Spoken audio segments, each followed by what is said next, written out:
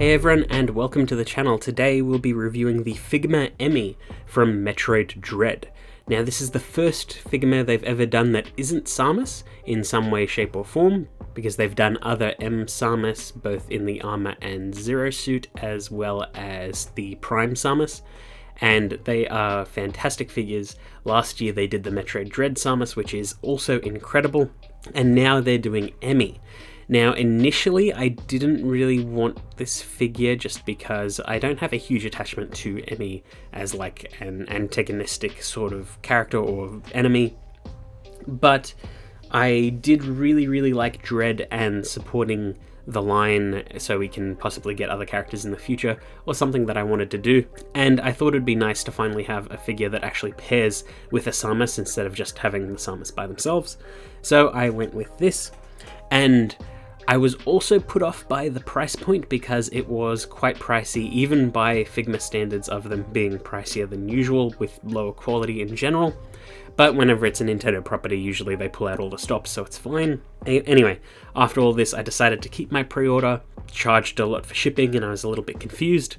And then when the figure arrived, I fully comprehended how gigantic this thing is and why it cost as much as it did. So this is the figma E.M.M.I box. As you can see, it looks rather large. It doesn't fit in my normal setup, so you can see a lot of the background sort of stuff that I have going on normally. For comparison, here is Figma Samus's box, and that box is longer than a standard Figma box anyway, so you can sort of get an idea of how chunky this thing is, but it's pretty nuts, and we will be getting into everything on this figure.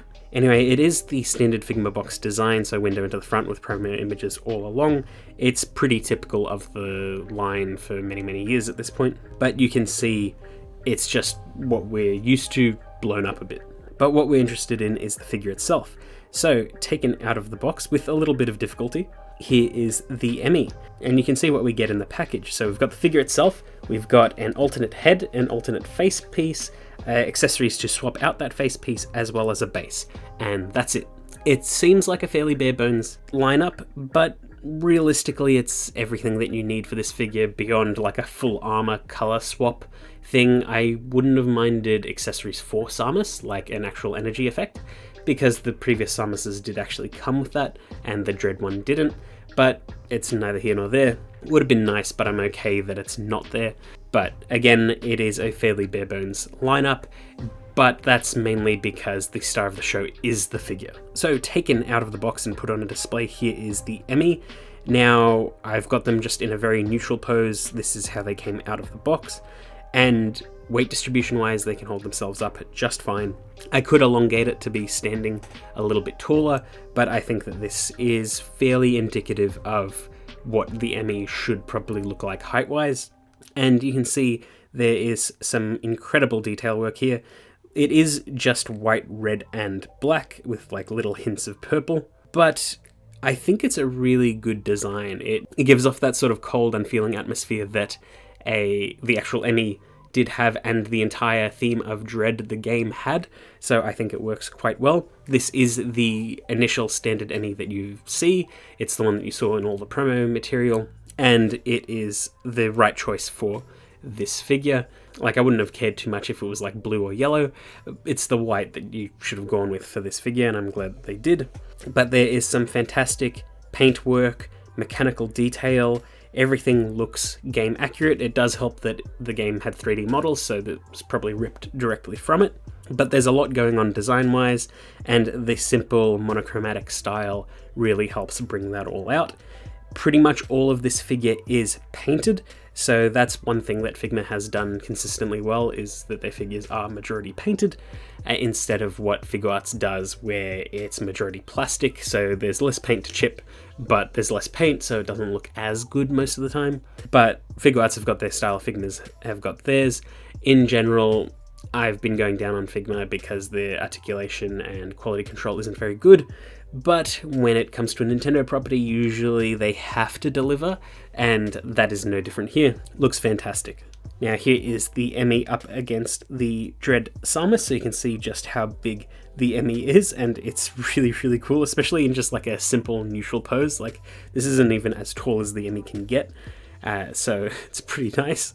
And here they are next to the Jada Toys Ryu, so another figure in that same rough scaling, so you can see how the E.M.M.I stacks up. Here they are next to Mega Man X. This is a 1/12 scale model kit, as well as the Transformers War for Cybertron Megatron. And here they are up against another large model kit. This is the Figure-Eyes Amplified Exodia.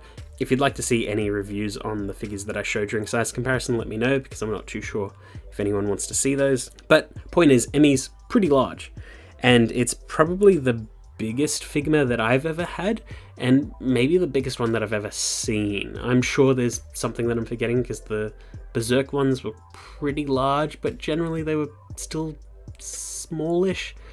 But yeah, this is definitely the biggest Figma that I can recall, and it's pretty damn cool. So enough sort of teasing about it.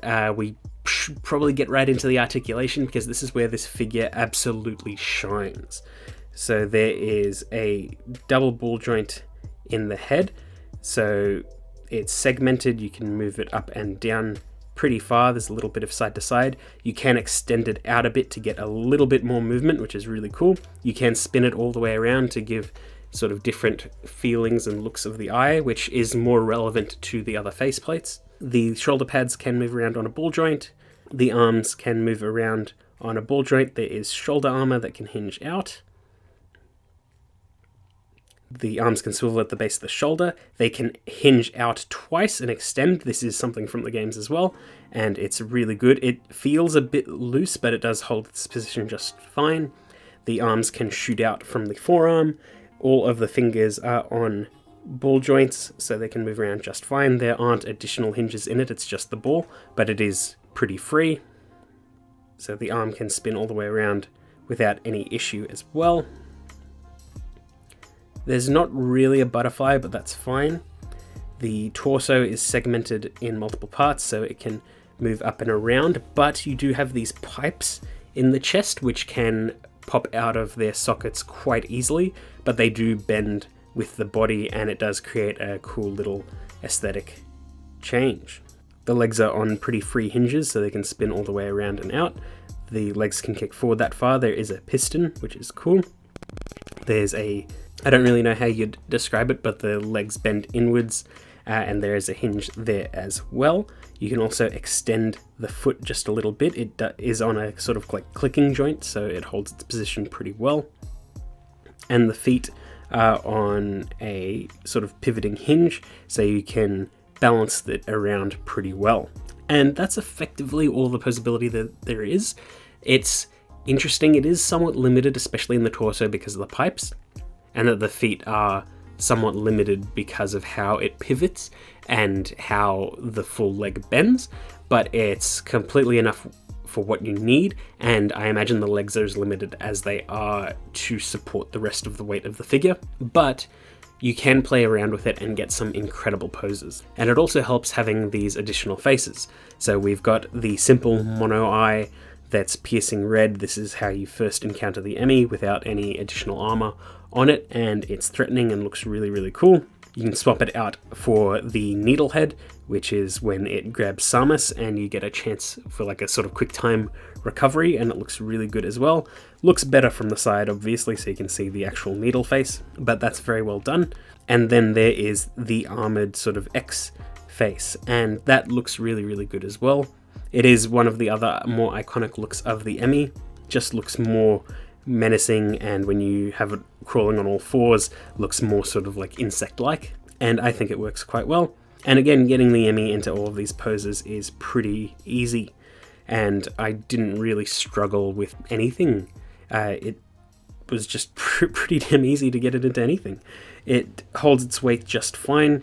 Sometimes it's a little bit awkward sort of distributing all four limbs if you're doing crouching poses or all fours poses, but generally it takes very little effort to balance everything out. And again, the fingers are on ball joints and they're pretty easy to move around.